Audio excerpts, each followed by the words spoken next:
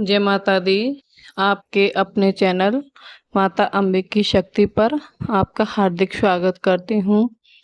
तो आज की इस वीडियो के माध्यम से मैं आपके साथ शेयर करूँगी कि आपके जीवन में जो आपकी पत्नी के रूप में आज आपके सामने हैं, पुत्र के रूप में जो आपके सामने हैं, जानते हो यह कौन है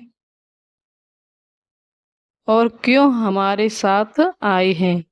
इनका परिचय जानते हैं? नहीं जानते ना? तो आज मैं इस चीज को आपके सामने इस विषय में चर्चा करूंगी। यह टॉपिक अध्यात्म से इतना जुड़ा हुआ है कि अगर हमने इनके परिचय को समझ लिया तो हमें इनसे कभी कोई शिकायत नहीं हो सकती, और शिकायत करने पर भी मिलना भी कुछ है ही नहीं। क्योंकि तो आइए मैं थोड़ी सी चर्चा कर लेती हूँ आपके साथ इस संबंध में। तो देखिए, जो आज हमारे सामने हमारे जीवन में जो संबंधी बनकर आए हैं, वह पत्नी के रूप में, पुत्रों के रूप में हमारे परिवार के सदस्य बन चुके हैं। उनका हमारे प्रति कैसा व्यवहार रहता है और हमारा उनके प्रति कैसा व्यवहार रहना है चाहिए, ये बड़ी महत्वपूर्ण बात है। यह इसको कभी भी भूलना नहीं है। आपको ध्यान रखना इस बात का कि भूलने में परेशानी ही परेशानी आगे बढ़ेगी।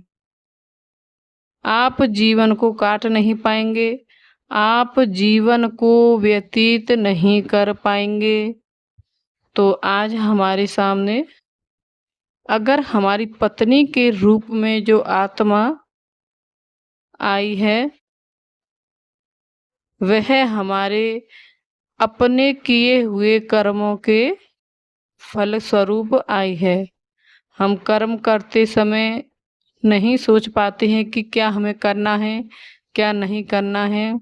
अगर उस पत्नी का व्यवहार आपके प्रति स्वार्थ उचित होता है, तो आपको ऐसा लगता है कि आपकी पत्नी आपकी सेवा कर रही है, तो आपको लगता है कि यह हमारी सेवा करके ना हमारे जीवन को स्वर्ग बना रही है, और नहीं कर रही है तो ऐसा लगता है कि नरक बना रही है।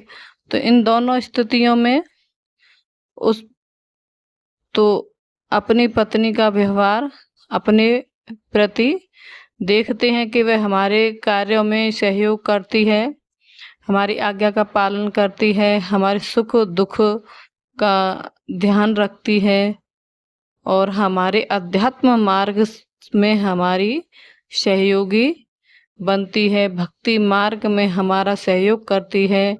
तो आप निश्चित हो जाते हैं कि वो जो जीव है वो हमारे सत्कर्मों के कारण हमें मिली है।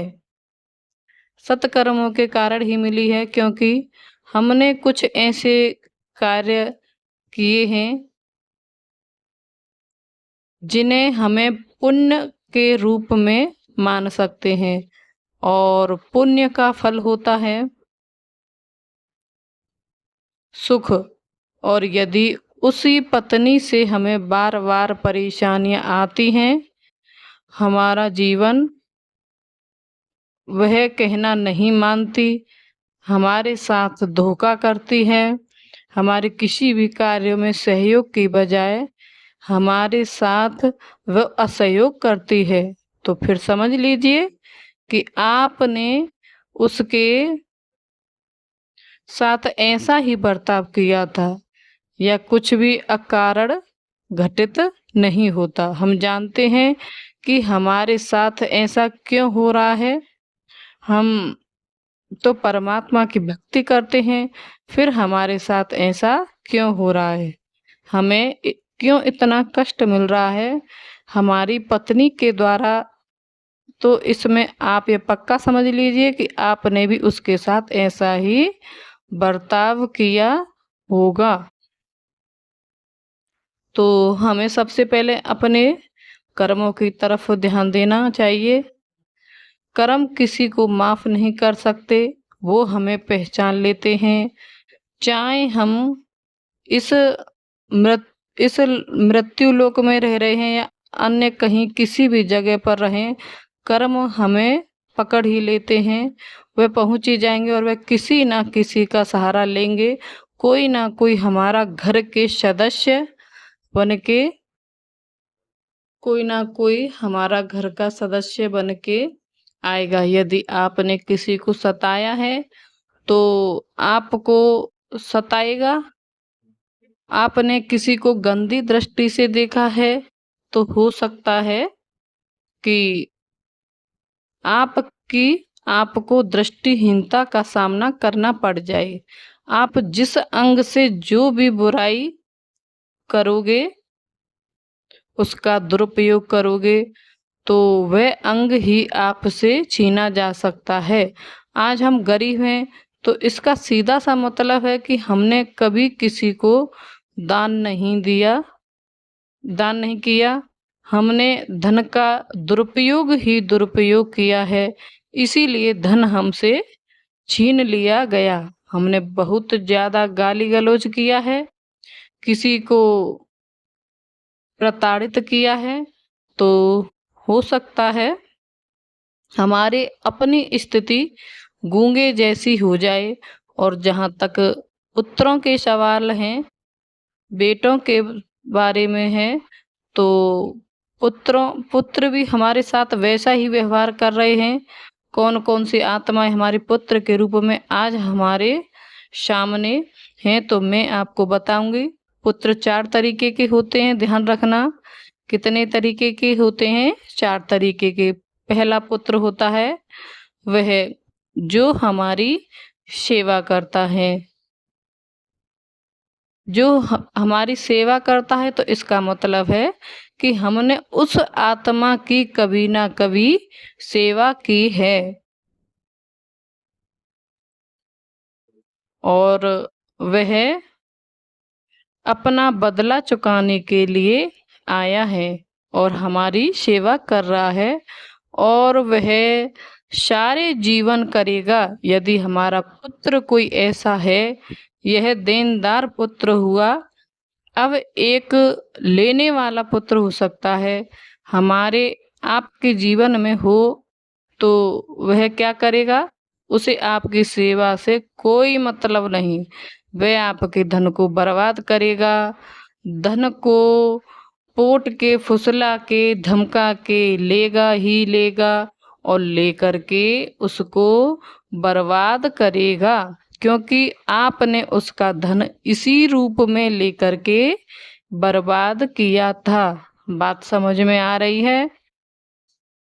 और तीसरा पुत्र वो होता है जो उदासीन है। जब तक शादी उसकी नहीं होती है, वह तब तक आपका सहयोग करता है और जब शादी हो जाने के बाद उसका आपसे कोई लेन देन नहीं है, वो अलग हो जाएगा। उसका अपना परिवार होगा, अपने परिवार को लेकर के अलग हो जाएगा। आपकी अप आपकी बुराई भी नहीं करेगा, आपको सताएगा भी नहीं, लेकिन आपकी मदद भी नहीं करेगा। आपके साथ में उसे कोई सहानुभूति भी नहीं होगी। वह एकदम उदासीन पुत्र होगा। और एक पुत्र ऐसा आएगा, यदि हमने किसी भी जन्म में किसी भी आत्मा को कष्ट दिया, सताया, उसे प्रताड़ित किया, उसके साथ दुश्मनों जैसा व्यवहार किया, तो वह पुत्र जो है हमारे साथ ठीक वैसा ही व्यवहार करेगा। ठीक वैसा ही वह आपके साथ एक दुश्मन के रूप में पेश आएगा। वो आपको मारेगा भी, घसीटेगा भी, गाली गलौज भी करेगा, क्योंकि उस समय तो आप समर्थ थे, तो वह आपका कुछ नहीं कर सका था और आपने मनमाने तरीके से उसे दुखी किया था, आत्मा को दुखी किया था। आज परमात्मा ने वह मौका उसको दे दिया है और वह अपना कर्ज चुका रहा है। तो फिर क्या करें, इनसे कैसे बचें? स्वीकार करें, स्वीकार कर लीजिए। स्वीकार करने में ही भलाई है। आप उसका प्रतिकार नहीं कर सकते, आप उसका कर्ज चुकाए बिना बच नहीं सकते। जैसा आपने किया है वैसा आपको भोगना पड़ेगा। अगर आप भागने की कोशिश करोगे तब भी वह कर्म आपका पीछा नहीं छोड़ेगा। इस जन्म में तो बच जाओगे, अगले जन्म में नहीं बच पाओगे। वह तब तक आपका पीछा नहीं छोड़ेगा जब तक अपना एक एक आपकी एक एक हरकत का बदला आपसे नहीं लेगा। तब तक वह आपका पीछा नहीं छोड़ने वाला। 4 तरीके के पुत्र होते हैं, इसीलिए कहा गया है कि हमें शुभ कर्म करिए, हृदय से शुभ कर्म करिए, पाप कर्मों से बचिए। अब इन लोगों के साथ, इन सदस्यों के साथ हमें क्या करना है? हमें ना तो लगा पैदा करना है इनके प्रति और ना दुश्मनी का व्यवहार करना है। इनके साथ एक कर्तव्य मान करके आप करिए। उसके बाद ये क्या करते हैं वो करने के लिए स्वतंत्र हैं, उन्हें करने दीजिए। आप रोक भी नहीं पाएंगे, क्योंकि दिन ब दिन आपकी कमजोरी बढ़ती चली जाएगी। आप बुढ़ापे की तरफ जाएंगे और यह यौवन की तरफ जाएंगे। वह हर तरीके से आपको इतना प्रताड़ित करेगा, वह पुत्र इतना प्रताड़ित करेगा जितना आपने उसे प्रताड़ित किया था। इनके साथ एक कर्तव्य भाव रखिए, सिर्फ कर्तव्य का पालन कीजिए, अपने कर्तव्य का पालन कीजिए। जो शास्त्र सम्मत हो वह उनके साथ करिए और जो वह कर रहे हैं उन्हें स्वीकार कर लीजिए, क्योंकि यह हमारे ही मानस पुत्र हैं। यह हमको दुखी अथवा सुखी करने के लिए नहीं आए, बल्कि वह काम कर रहे हैं जो उनके साथ हुआ है।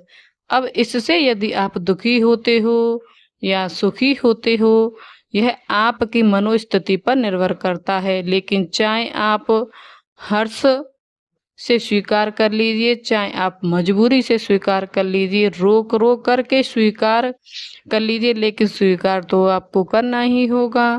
भोग लीजिए, अभी इसी जन्म में भोग लीजिए, वरना यह भी जन्म अगर निकल गया तो फिर और जन्म ब्याज लगाकर ब्याज लग जाएगा और अगले जन्म में भी आप इनको बदला आपको लेना ही है पड़ेगा, बिल्कुल आपको देना पड़ता है। तो 4 प्रकार के मैंने बताए हैं।